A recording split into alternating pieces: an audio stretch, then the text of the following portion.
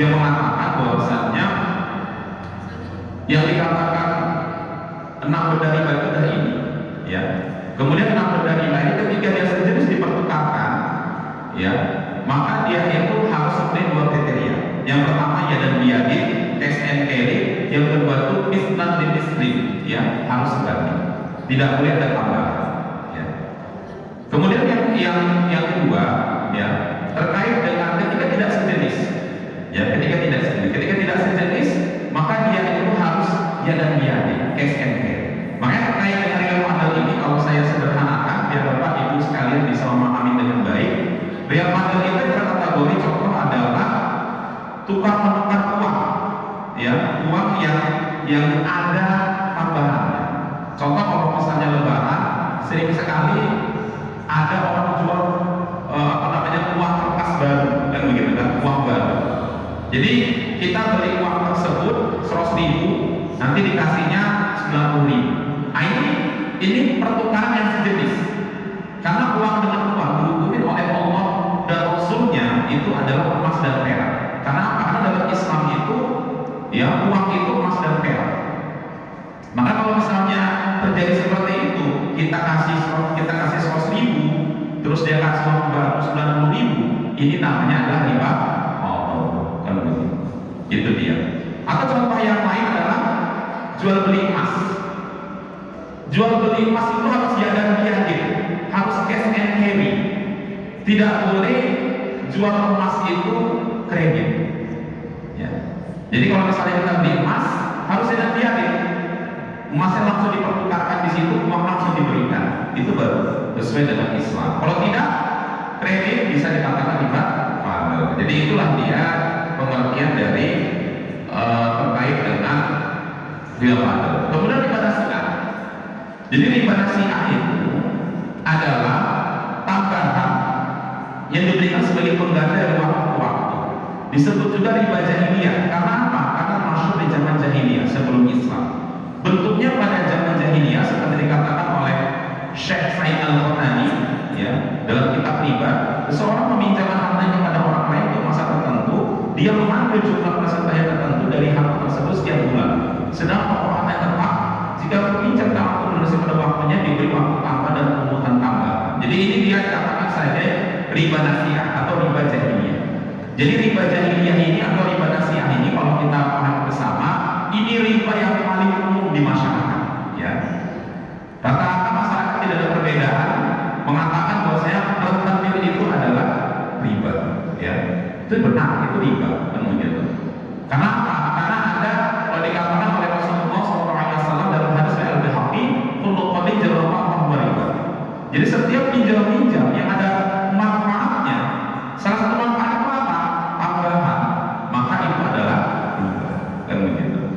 Jadi pinjam misalnya 1 juta, dibalikkan sudah 100 walaupun dalam bentuk kredit, nah itu namanya riba. Dan selain ini sebenarnya cukup marak sekali riba yang ada di masyarakat, banyak sekali selain rentenir. Tapi kadang masyarakat masih milah-milah, kan begitu kan? Padahal sebenarnya riba juga.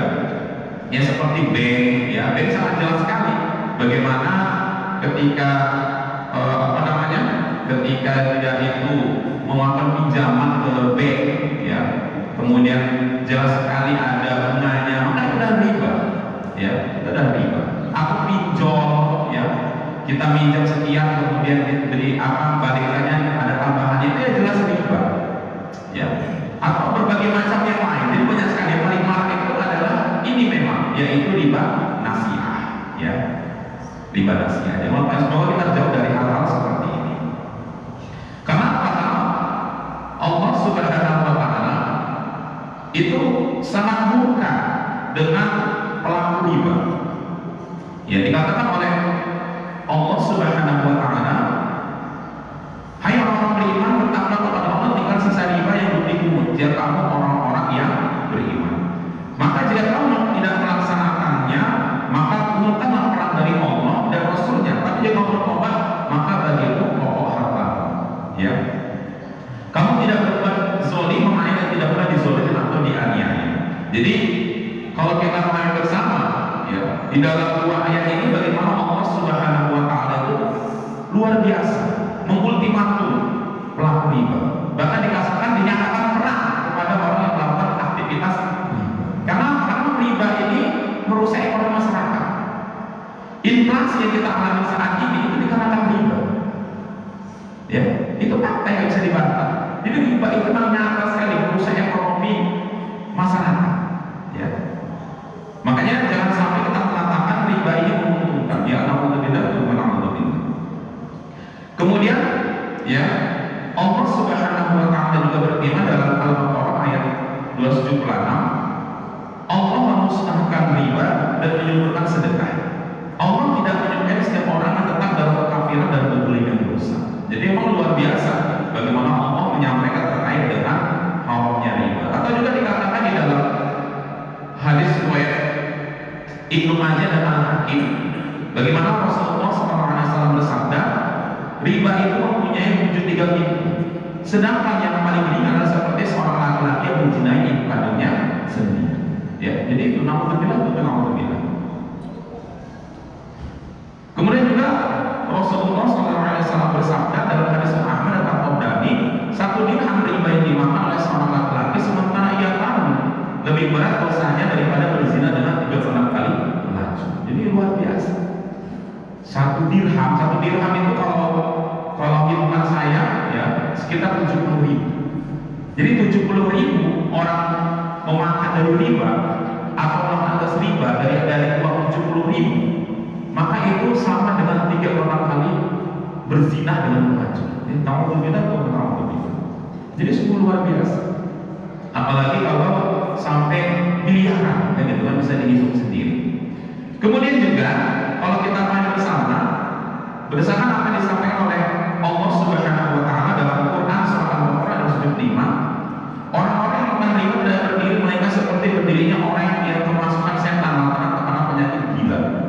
Keadaan mereka demikian itu adalah sebabkan mereka berpendapat dan sesungguhnya jual beli itu sama dengan riba. Jadi ini fakta yang nggak bisa dibantah ya.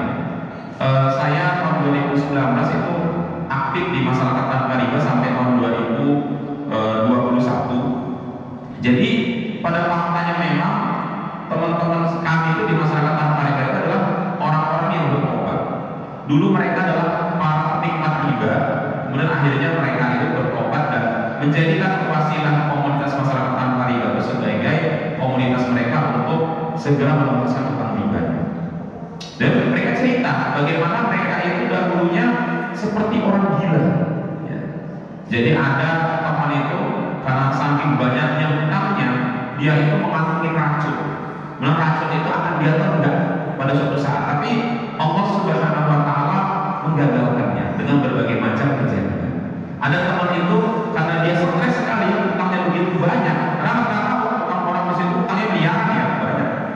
Sampai-sampai dia itu sudah punya niat kuat untuk menabrakkan mobilnya itu ke kereta api, gitu kan.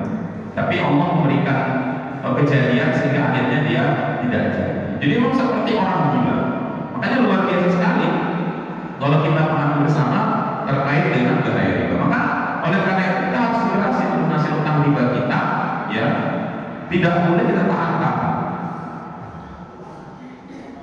Karena apa? Karena jawabannya ini juga bahwasanya tidaklah ya orang-orang yang menunda membayar utang berada kecuali Allah tuliskan bagi setiap hari semalam 1 dosa. Dalam hadis riwayat Al-Baihaqi. Jadi kita tidak boleh berniat untuk tidak melunasi utang, terutama utang riba.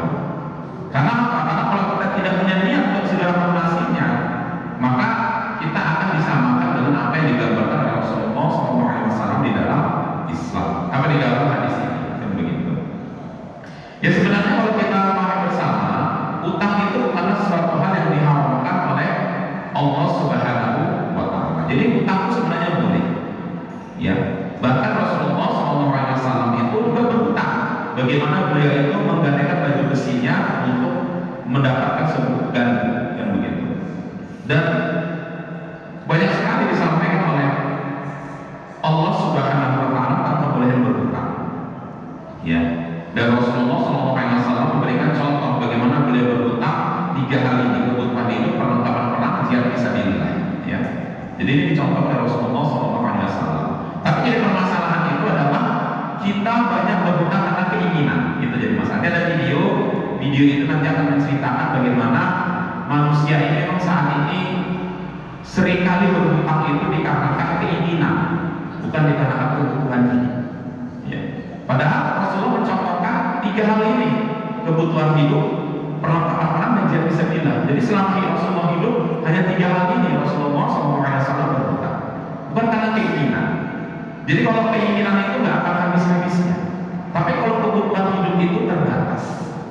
Makanya banyak orang kalau dia itu berhutang, terutama utang riba ya, yang mana dia itu berhutang riba karena keinginan itu bisa kita katakan sangat sulit sekali untuk melunasinya. Tapi kalau memang dia itu niatnya berhutang ditanya kebutuhan hidup, itu cepat selesainya, kan begitu. Karena keinginan itu tidak terbatas, sementara kebutuhan hidup itu terbatas. Ya tadi seringkali dikarenakan gaya hidup memuaskan keinginan nafsu sehingga akhirnya dia itu berhutang. Ini videonya, bisa tolong ditampilkan?